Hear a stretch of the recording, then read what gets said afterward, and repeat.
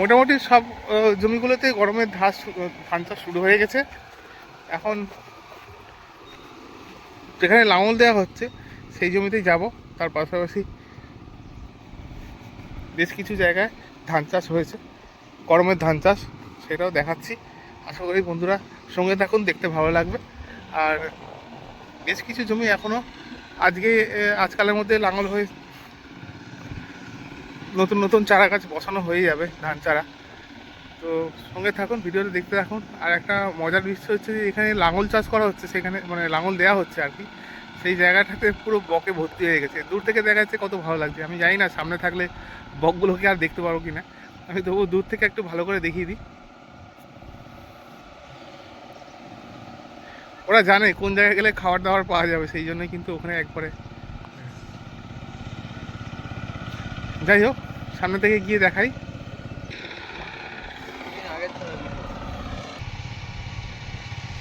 এখানে একটু বীজতলার ধান বেশ কিছু রয়ে গেছে।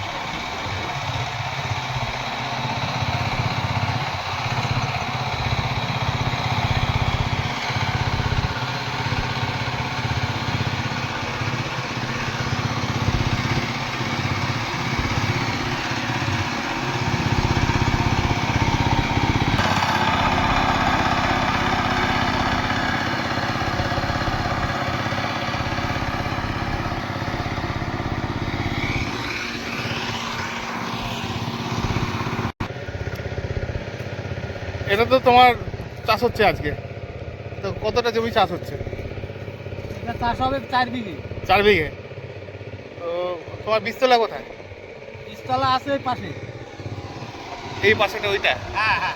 আচ্ছা আচ্ছা।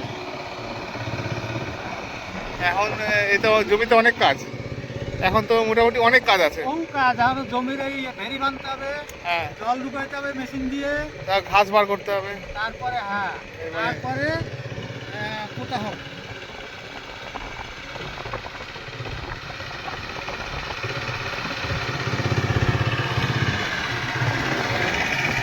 তোমার ওই অবধি নাকি? হ্যাঁ, ওই দিকের চাষটা হবে না? ওই পাশের জমিটা? ওটা চাষ হবে না, এটা হবে না, জলে হবে না। জল পাচ্ছ না? ও, জলের সংকটের জন্য।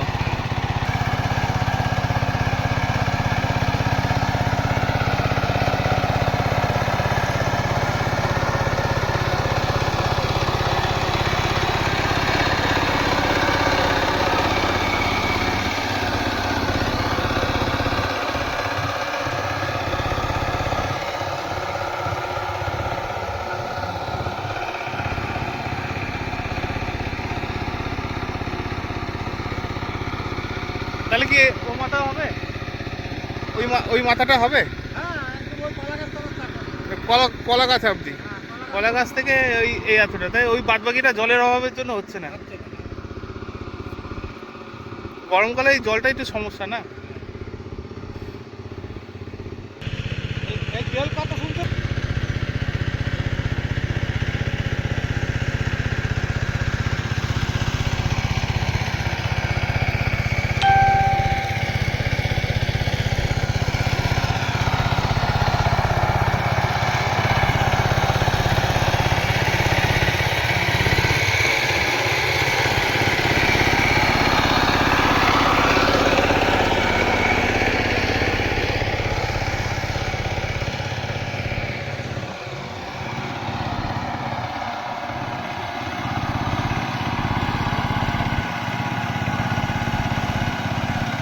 ডান দিকের জমিটাতে চাষ শুরু হচ্ছে এখন, গরমের চাষ শুরু হয়ে গেছে।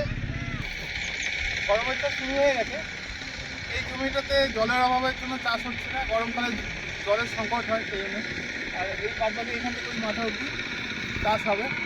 তো এই পুরো জায়গাটার মধ্যে এই পার্টটাই বাকি আছে, আমি লম্বা জায়গাটুকুনি তার পেছনে যার বাড়ি তারই জায়গা। এখন কথা হচ্ছে এদিকে যারা আছে অলরেডি ধান লাগানো